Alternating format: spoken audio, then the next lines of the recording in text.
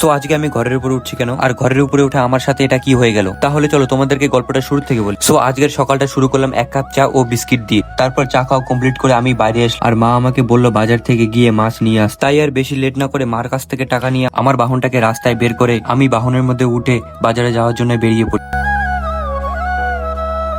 তারপর কিছুক্ষণ সাইকেল চালিয়ে আমি চলে আসি বাজারে। আর এখানে অনেক মাছের দোকান রয়েছে, কিন্তু আমি এই দাদার কাছ থেকে সবসময় মাছ নেই বলে এখান থেকে মাছটা নেব। তারপর দাদাকে মাছের কথা বলতে দাদা আমার মাছটা কেটে দিচ্ছে। তারপর দাদার কাছ থেকে মাছটা নিয়ে দাদাকে টাকা দিয়ে আমি বাড়ির দিকে রওনা দিয়ে দিই, এবং বাড়িতে এসে মাকে মাছটা দিয়ে আমি একটু রাস্তার দিকে চলে গেছি। আর বাইরে এসে আমি দেখতে পাই যে আমাদের গাছে যে পেয়ারা ধরেছিল সেগুলি পাকতে শুরু করে দিয়েছে। তারপর আমি বাড়ি থেকে একটা সিঁড়ি নিয়ে আসি ওই পেয়ারাগুলো পাড়ার জন্য। তারপর আমি ওই সিঁড়িটা দিয়ে ঘরের উপরে উঠে পেয়ারাগুলো পাড়তে শুরু করলাম, এবং পেয়ারা পাড়া কমপ্লিট করে বাড়িতে এসে তোমাদেরকে একটু পেয়ারাগুলো দেখিয়ে দিলাম। তারপর আমি স্নান করে ঘরে চলে আসি, এবং ঘরে এসে জামা প্যান্ট পরে আমি খেতে চলে আসি। আর আজকের খাবার মেনুতে ছিল মাছের তেল ভাজা, মাছের মাথা দিয়ে বাঁধাকপির ঘন্ট ও চাল কুমড়ো ভাজা, আর এইদিকে মাছ রয়েছে। আর আজকের ব্লগটা এই পর্যন্তই। তোমাদের কেমন লেগেছে কমেন্টে জানাবে, আর যেতে যেতে লাইক কমেন্ট শেয়ার করে চ্যানেলটিকে সাবস্ক্রাইব করে যেতে ভুলবে না। বাই।